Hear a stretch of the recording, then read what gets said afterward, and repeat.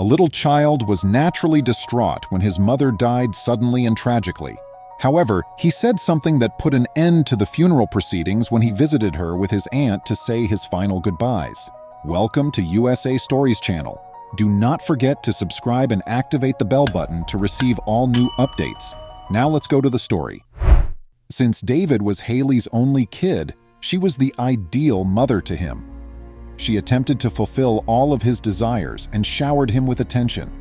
She would be content if she could give the young kid the finest life has to offer. He deserved nothing less. Together, they would play in the park, take walks in the woods, and visit the movie theater and arcade to spend the entire evening having fun. David used to spend every Wednesday night with his grandparents. Haley was forced to raise her son alone when his father left the picture. Though she occasionally needed a small break and to be able to spend some time with her friends and herself, she didn't mind at all. Haley went to the gym most of the time with her sister Rose. Haley and Rose were separated by 4 years, with Haley being the oldest of the two. She made Aunt Rose David's godmother since she knew how much her kid adored her.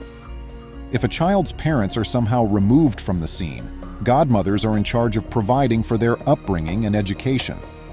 Rose had accepted the role, believing it to be purely ceremonial and presuming she would never have to take the reins. She had no idea how mistaken she was. Unfortunately, Haley was involved in a catastrophic vehicle accident returning after a trip to the gym. Haley was irreparably hurt, but it was too late when the driver left the scene. The entire experience was distressing for the entire family, particularly Rose, who was present when she died away. The bereaved family was unable to cope, and Rose eventually had to take on the role of godmother for her nephew, making good on her vow to care for him. She had initially thought that they would move in with his grandparents, who, although pleased to have him visit them once a week, were too elderly to take care of the impoverished little child full-time. He would so move in with Rose and thus become her son. She wasn't sure she wanted to be a parent at all and had never thought of being a mother at her age, but here she was, forced to act as her poor nephew's sort of surrogate mother. Rose got the call a few days after Haley passed away suddenly. She couldn't quite place the familiar voice of the man. It dawned on me at once. It was David's father, Vincent. He was phoning to request custody of David after learning of the death of his former partner. Rose informed David that she would be his godmother and would be watching over and taking care of him going forward since she could not allow it to happen. Vincent objected vehemently, and the two ended up exchanging heated phone calls for many hours. Rose was told to guard her back by Vincent as the whole ordeal came to a conclusion. A few hours thereafter, her door was knocked on. When she replied, her jaw dropped to reveal that it was Vincent in the flesh. He appeared somewhat more mature and gray-haired than she recalled, but it was definitely him. He stormed into her home, wanting to see David. But for the next 3 days, the youngster stayed with his grandparents as Rose prepared for David's burial and prepared a place for him in her home. Given that Vincent had not supported David for the most of his life, she questioned why he had suddenly developed such strong feelings for him. Rose abruptly ejected him from the house and threatened to call the police if he didn't leave, to which he had no response. With a promise that he wouldn't give up on seeing his son, Vincent turned and left. Rose went back to her planning.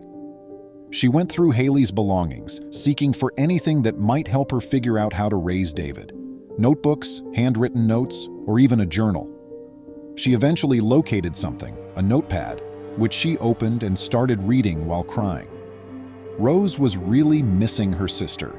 She talked of her happy times with David in the book, along with her disappointment at Vincent's lack of involvement in his son's life. He never sent a card on his birthday, not even once. Rose was intrigued by this and began to wonder why Vincent had changed his mind. She called the police and gave them the full thing, just to be safe.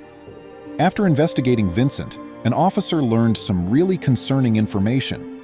It came out that Haley was killed by the identical type of automobile that he was driving. Maybe this was just a coincidence, but it didn't feel that way at all. Rose made sure that the police would step in if Vincent attempted to attend the burial and disrupt the events, even though there was insufficient evidence to haul him in and make an arrest. They concurred. Rose notified her entire family and advised them to contact the police if they saw Vincent in any way. When the funeral morning finally arrived, Rose was feeling quite ill. She longed for this day to not occur and desperately wanted it to be finished. She was also incredibly hurt and grieved for David. Saying farewell to your own mother must be incredibly difficult and traumatic, especially at such a young age. The funeral was really a very lovely event that went down without a hitch. The church was elegantly furnished, and the priest's lecture, which focused on Haley's many wonderful attributes, was fitting and heartfelt.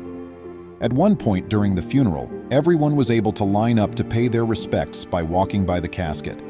Though heartbreaking to witness, individuals ought to have the opportunity to say farewell. They arranged themselves into a neat line and moved gently past the casket. Rose and David were at the back of the line, waiting their turn with patience.